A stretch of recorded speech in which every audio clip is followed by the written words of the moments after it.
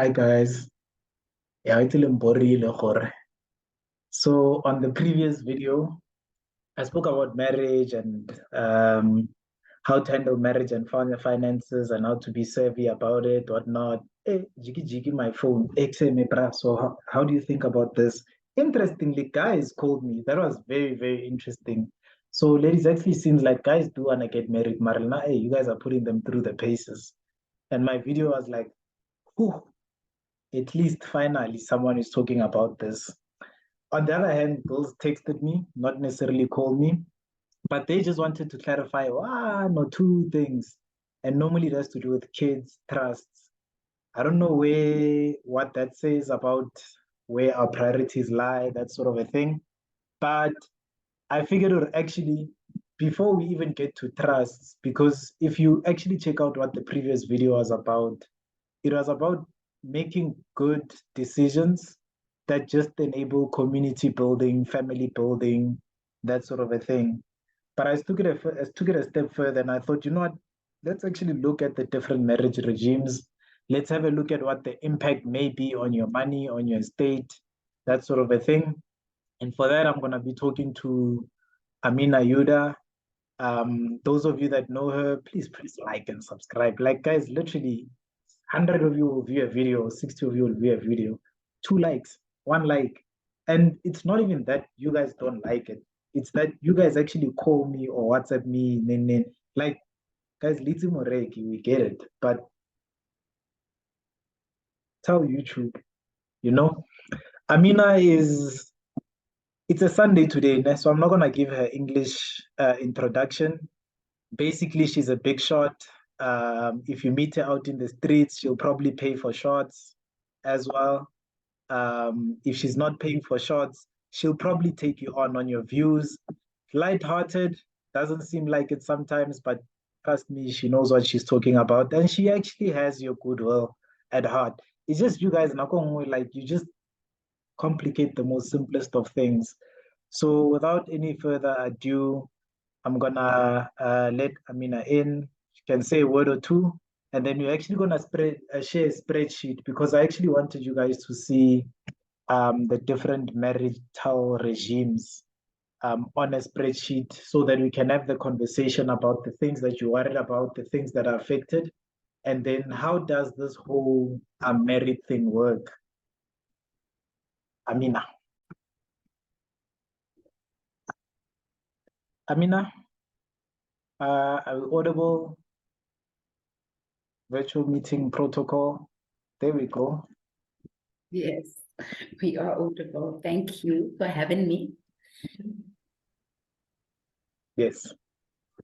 Thank you for that introduction as well. It is a Sunday, so I wonder what your introduction would have been if it was a weekday, actually, but we'll save that for later. You'd have been cancelled on Twitter because I would have mentioned your employer, and then people that don't like you would have been like, "How do you feel about Amina saying this and working for you?" I'm It's not like, even guys, active on Twitter, so I don't think people can actively hate me. if your company is active, hey, people have a way. I don't know why people go through that much effort to actually find where this person works and ask your boss, "How do you feel about this?" Like they interviewed you, they know what they feel about you. They don't need Twitter people to ask. But then you ask call up or just now I get cancelled. Oh, wow. Yeah. Okay. I'll let you lead the conversation. Okay. I heard you telling people what this is about, so Yeah.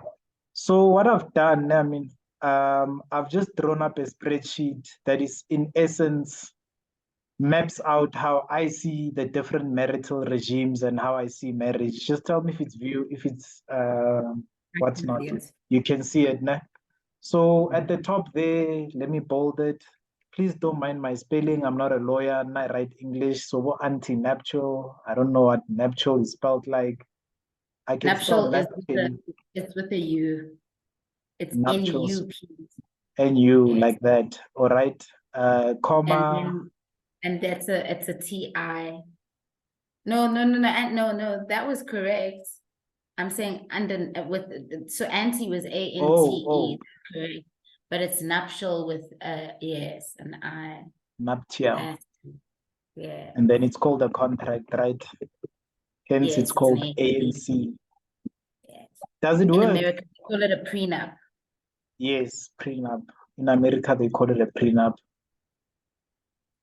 Does it work, or is it like the ANC? It works. I'm not going to get into politics, but it works from a legal perspective. It works. Do you see why I say people are gonna get excited and decide how do you feel about No, I know how to steer away from contentious conversations, even though I'm very controversial. It is known.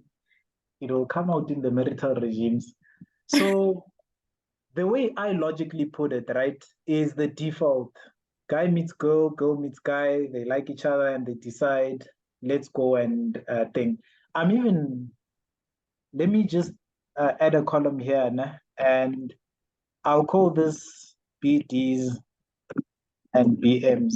So this is, in fact, even before you married, right? But I think maybe we can touch that last because I'm not trying to promote not getting married. If you hate me for this, comment section is your best friend, guys. But now I'm this side. I'm even gonna put it in green. Wait, for the audience, is BDs and BMs, baby daddies and baby mamas. Okay. If you don't get that, you're probably too old for this video or something, right?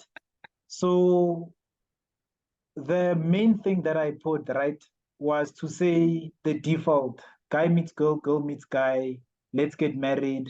We go home, ka weekend there, introduce you to the parents, a chicken, a sheep, a cow is slaughtered.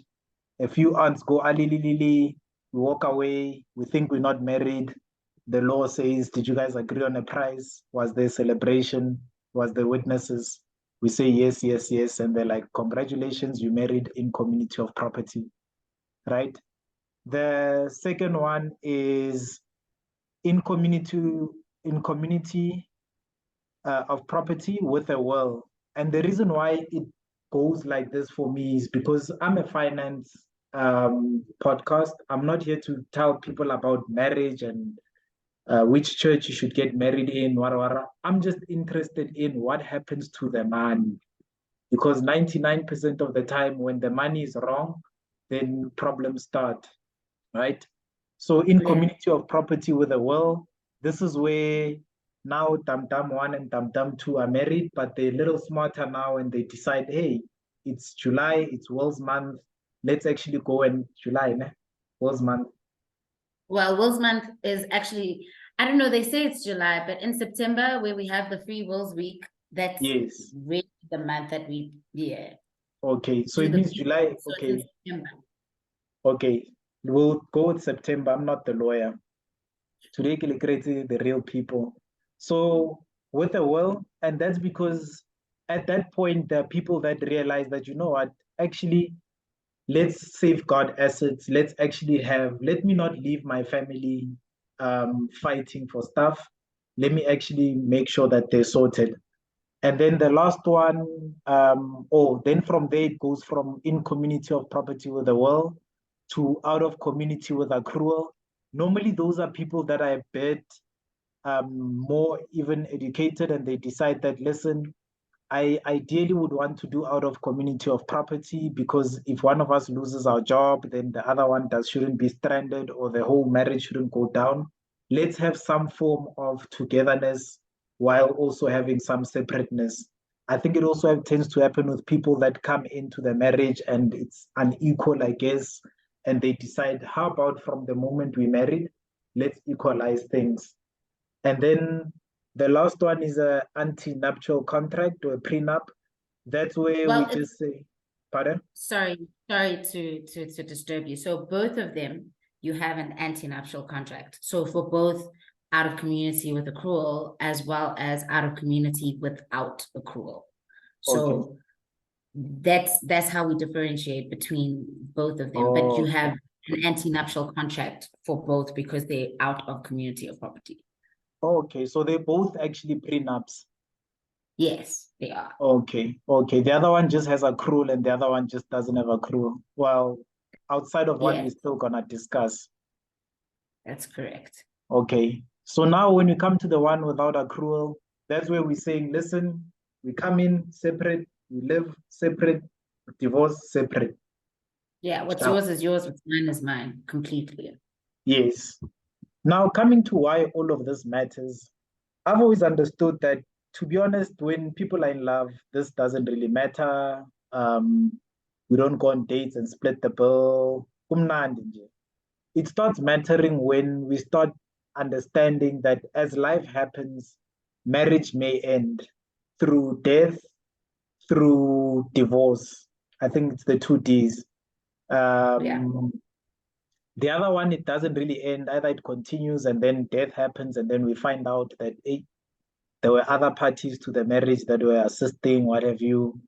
And what I then noticed, at least with a lot of the calls that I get where people are looking for trusts, the main thing that people are interested in is what happens to the kids. Are my kids going to be able to get what I've been working hard for, right? Then the next consideration becomes I call it the estate. So there we're moving away from the kids themselves. So now we're dealing with divorce, where if we divorce, obviously the kids are gonna be taken care of. But you know, there are those settlements where they're like, you must pay 5 million a month. Basically, we can agree that at 5 million a month, we're no longer dealing with the kids. We're now dealing with quality of life of the spouses. In Maria Carey's case, it's her looking after the husband. I think Halle Berry is the same. In the case here, Minnie Dlamini, it's vice versa. It's her looking after the husband, you name it. And then I put pensions because I do know in our discussions you've mentioned before that a will may protect the estate and how it's divided, but then there are situations where there are other kids that were not identified even by the person that made them, that, oh, by the way, you have a kid here, here, here. And the court would essentially still recognize the will as far as the estate is concerned, but the court can never leave a child uncared for. So then when it comes to pension, there they would say, I not there's no way we can leave this kid out, right? So it's not necessarily the court. When Yeah. it comes to pension, it's the trustees of the pension fund that make the final decision with respect to your Okay. death benefit. A nomination form is not a will, it's a guidance to the trustees. And that's also because, for example, when I started working, I was a candidate attorney, and that was when I last filled in my nomination form. If I were to get married in the next 2 years and have children and forget to update my nomination form, you see, then you've got that problem because the nomination form will probably just have my sister and my parents on it. And I've forgotten to go back and update it to say I have 2 kids and a husband, and it should go to them. So pension funds are led by their legislation. So I say this because currently, before Kofi comes in, public sector retirement funds have got their own separate laws. I don't want to name drop the pension funds that are public sector retirement funds, but those ones that people know of, they've got their own separate laws. And then your private sector pension funds are all governed by the Pension Funds Act. And there, according to Section 37C of that act, it tells you what you need to do when distributing one's death benefit. So they're actually given 12 months to trace dependents, and then they can give off. That is why it is possible for someone who is married with 3 kids and who has 5 kids out of wedlock for their death benefit to then be given equally to all 8, as well as the wife. Or if the children can show some sort of factual dependency, because sometimes what men do is they don't tell their wives what's happening, but they're busy, paying off some money on the side to these kids.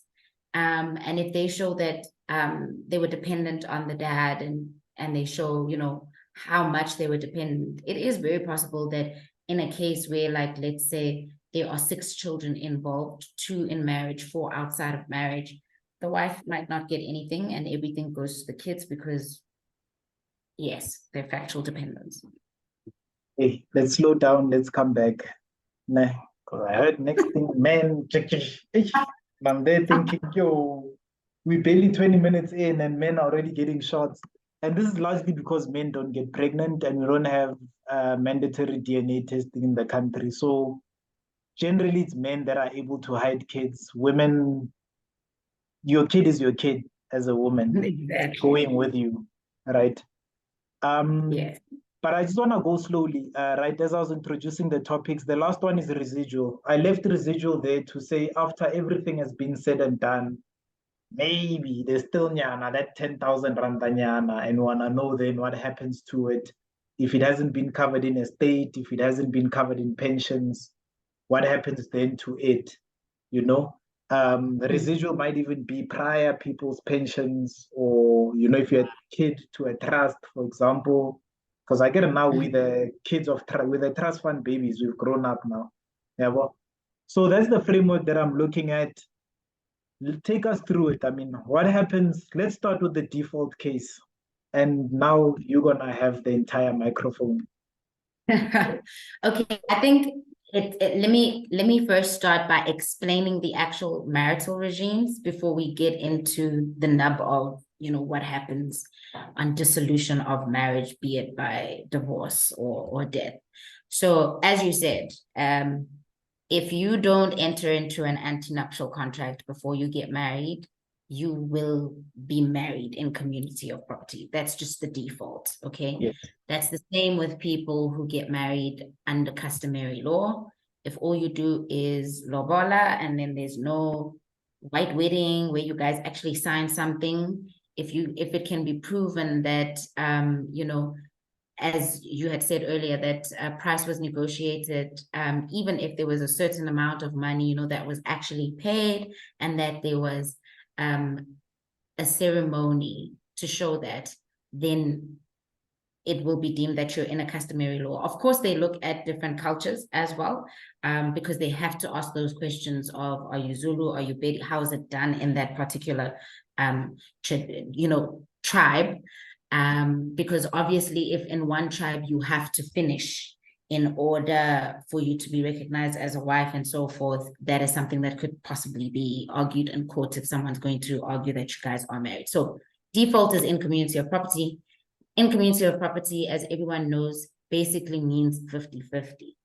But the problem is everybody thinks that it's just assets and then they forget about liabilities. So when we say 50-50, it means you share your spouse's assets and you share in their liabilities. So if you came in, you had no liabilities, and your spouse had liabilities, you now have liabilities that you are 50% responsible for. They don't get paid, the creditors can come after you. That's what it means. Okay. So that Okay. is the in community of property. Does that include, so we buy a house, there's a bond by the bank, I pass away, my children are supposed to now inherit, or my wife is supposed to inherit the house. I had been skipping a few payments. She doesn't know. And then now she's supposed to get the house. But the bank says, hey, before we give you the house, you also owe us the last 3 months. I think maybe because I was in hospital, for example, before I passed away. Yeah. Yeah. It does mean, so as soon as you guys get married and you're married in community of property, she is responsible for half. So if you were the one who is responsible for the bond, Yeah. and you weren't paying it, and then you die, and it comes out that you're 3 months behind. Same, likewise with divorce, actually. Yeah. The bank can repossess the house if you don't have the money, or you Mm. can get into some sort of agreement with the bank that, listen, put it on the market, sell it, because sometimes whatever's owing is less than what the house is actually worth. So you Yeah. could sell 1.3 million rand house for 900,000 rand, because Yeah. that's how much is left to settle the bond.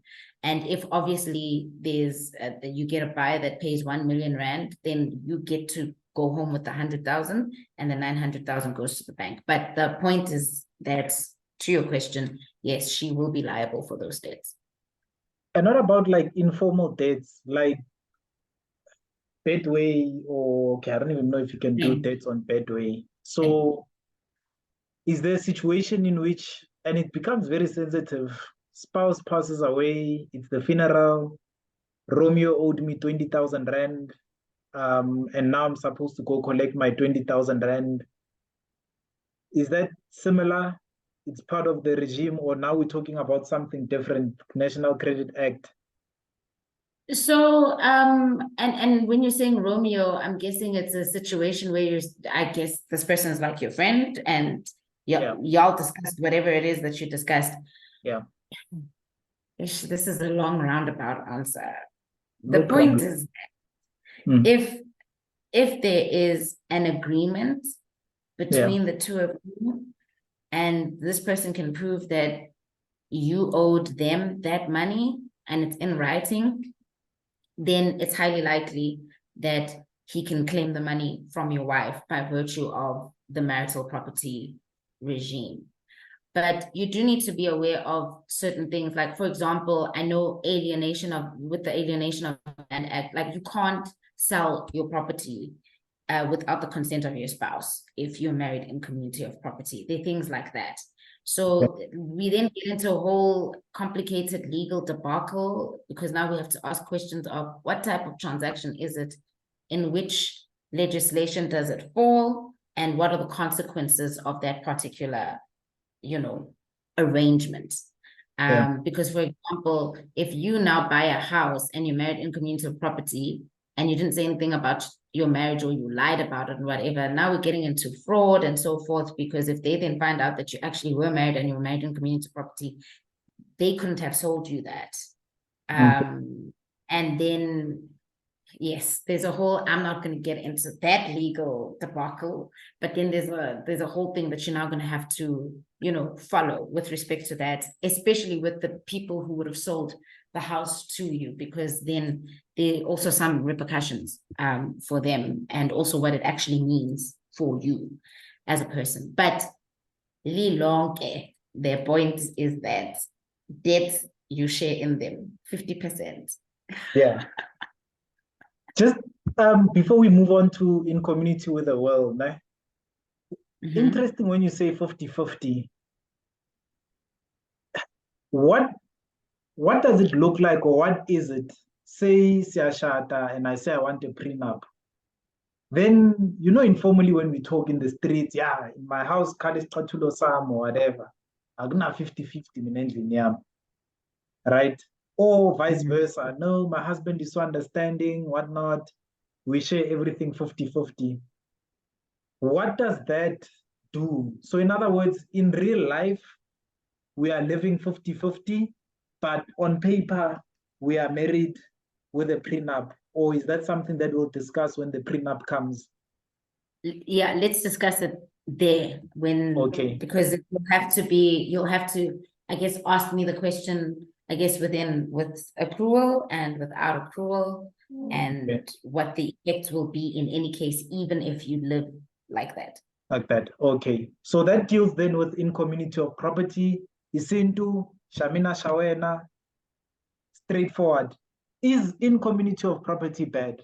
The reason I say that colonized education is now, decolonized education is now popular, and people feel as if, well, if Isintu Setu had saw it wise that things should be like this, then why is it that all of a sudden when marital regimes come, all of a sudden it seems as if we're encouraging everyone to move away from in community of property?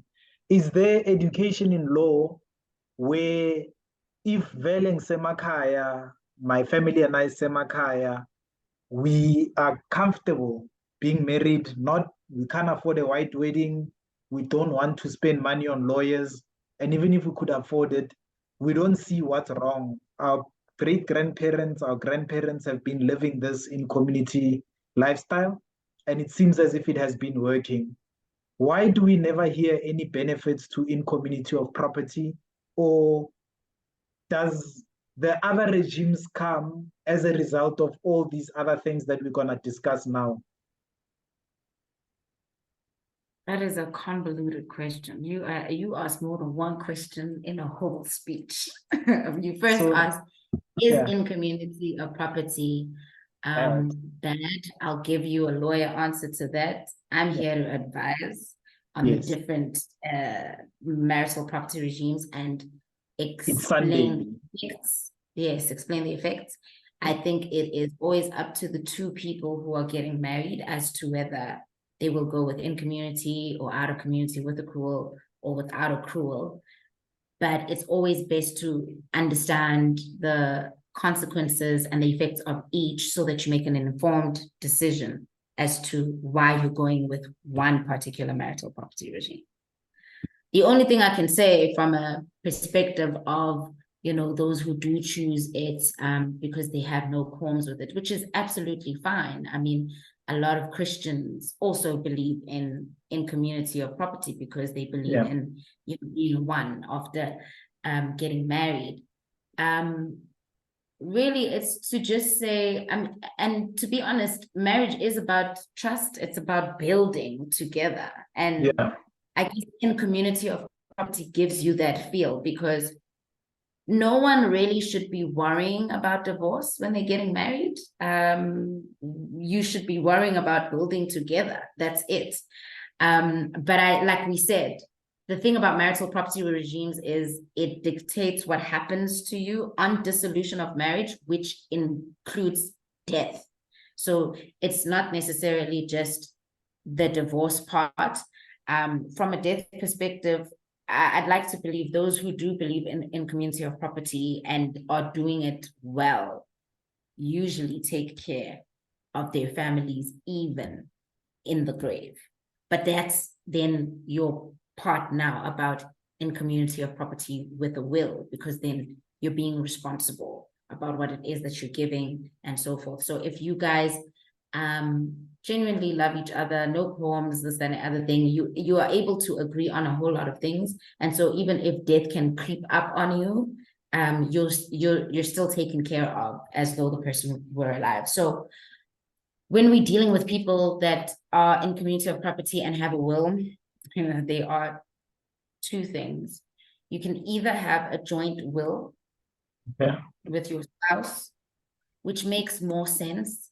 And I say it makes more sense because basically whatever you bequeath, you will be bequeathing 100% of everything that you're bequeathing. Remember, everyone in this marriage now has 50% of each asset in this particular marriage. So when you bequeath in a joint will, you're then bequeathing the 100% of the asset.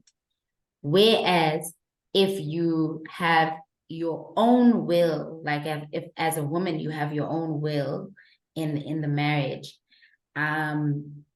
whatever you bequeath to your children or to the beneficiaries rather will be your 50% share in those assets.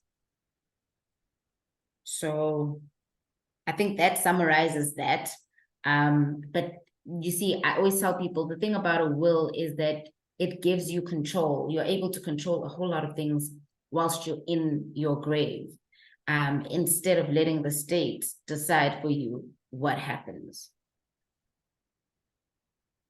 And also sometimes with the joint will, what you will have a lot is, because sometimes people don't obviously die at the same time. In as much as maybe you may bequeath a particular asset to a certain beneficiary, the will might state that as long as one of the other spouses is still alive, they'll remain the owner of that particular asset. And only once they then pass away, does it then go to, what do you call this, the beneficiary. Or what you do is if one passes away and you've given, let's say, the house to one of your children, it may happen that even if the one spouse is still alive, that the house then gets transferred into the name of that particular beneficiary. But what will be attached to it is a usufruct, which is the right to use the house. The right to use the house, yes. Yeah. And so the house, and let's get controversial, right? mom and dad were married, divorced, whatever happened, happened. Dad gets married now. Dad gets married in community of property with the new wife, right? Mhm. And what you're speaking to is that the will might say that the house must belong to the kids, but for as long as my new wife is alive, she has the right to use the house. Yes, but that would be if the new wife agrees to do a joint will that then says that you're bequeathing this house to one of your kids from your previous marriage, which Okay. is highly unlikely because we all know how women are, and everybody will tries to protect the interests of their own children. So it's highly unlikely that something like that will happen. Yeah. If it does happen, you've got great, people. Maybe that stepmom can't have children and has taken you guys in, it's whatever. But the most then that the father could do if he wants to give it to his children that are not of this particular marriage is then he'll do a separate will. And unfortunately, then that child only has a 50% share, because if the stepmom then gives also, let's say, to one of her other children, what happens is when they both pass away, those two children then become the co-owners of that house. Okay. And it's like a business transaction, so forth. Obviously, you cannot sell without the consent of the other person because it's part owned by two people. You mentioned something interesting. You said then the state decides, right? What happens when the state decides? So let's say we don't have a will, one of us dies, and I'm glad we already have a stepmom in the picture or a stepdad. What happens now?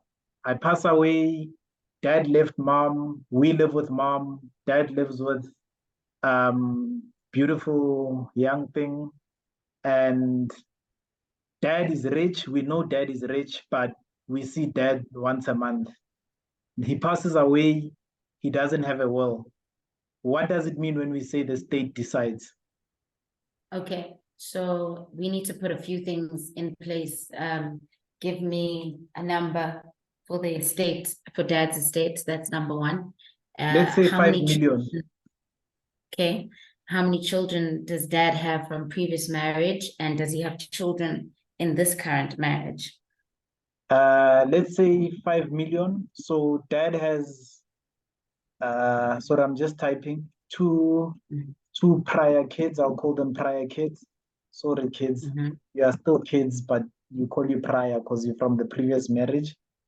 One current child, the one that basically cleans out the muzi.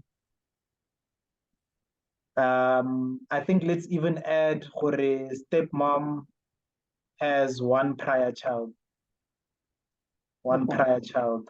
So essentially in this equation, we have 4 children involved.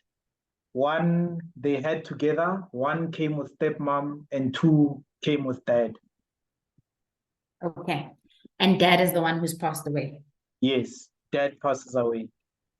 So what happens is when you die, what in law we call it interstate, so dying without a will. When you die interstate, in a scenario like this, dad is now married in community of property with stepmom, right? Yes. So the first thing that we do is ask marital property regime. And here we've been told it's in community of property, which already means that 50% of the estate belongs to stepmom. So we have to go 5 million divided by 2. Already? Yes. That's so start there. Also, interstate is without the R, without the R. Oh, interstate. Or not between states, within. Yes. All right, interstate. So 2.5 M already goes to stepmom. Jesus. Okay, not in a bad way. So, yeah, but so basically, I like to always tell people it basically means that dad's estate is not 5 million. It's actually 2.5 because half of it has to go to stepmom. Okay. So already, we're left, yeah. so we're left with the 2.5 M. So in fact, not even we're left with, our starting point is 2.5 M. Just for a dad. question again, just to be clear. When you say dad's estate is not 5 million, it's 2.5 million. I want to be clear. Stepmom works, dad works. The 5 million was what my dad had. It's not what they had together.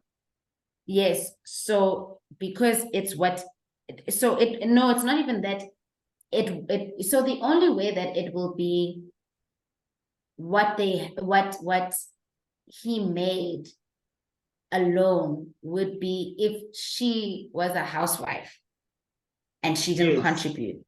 Okay, So you must remember when either one of them dies, everything gets put together because they basically own all of that together. So let's say even in make the it more interesting. Let's say stepmom Yena has 1 million. So now you saying that in this situation where the entire estate is 5 so million. is 6 million, dad brought in 5 million, stepmom brought in 1 million. You actually are saying that nope. Before we even go anywhere, because it's in community of property, this is a 3 million, this is a 6 million rand estate. Stepmom who's still Yes, alive, even her 1 million, we are taking it. Half of it that's belongs correct. to him, That's 2.5 correct. from him belongs to her. She now has a 3 million rand estate, and he has a 3 million rand estate. That's correct. That's Okay, so exactly the what 50-50 goes both ways. When men say, oh, I'm going to lose half my estate, she's also losing half her estate. It's just that we yes. don't see it. When you die, Yes, exactly. when you die. It's just that we don't see it because since her estate is less, it moves Yes. up and it seems as if she took 2 million from you. Can't you know? Yes. You guys put it together and then the Yes. division said 3 million, 3 million. Okay. That's why a joint will make sense because we Yes. are both Okay, but contributing. okay, Yes, so but but in this case, we on a no will situation. So now there's yeah. 3 million left. So So before then anything has even happened, yes, change your 5 to 6, I guess, so that this is still it dad. So I have dad in red because he's deceased. I have stepmom in, let me make it blue and not green because maybe the blue is not, the green is not visible.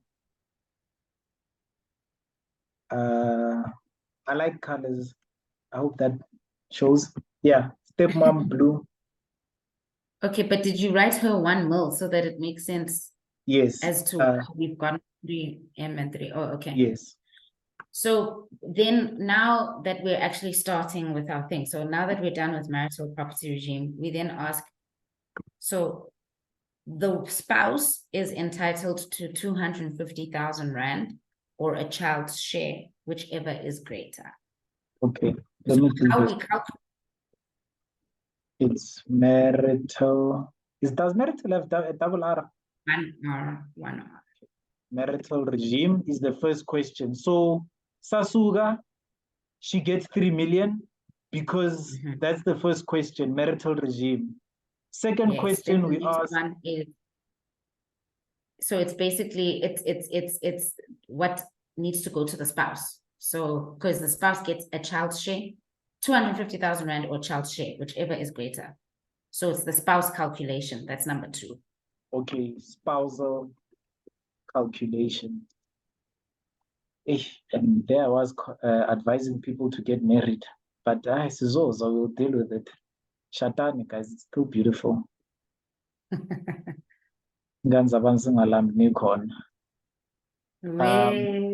So she gets 250,000 or a child's share, whichever. 250K or child's share.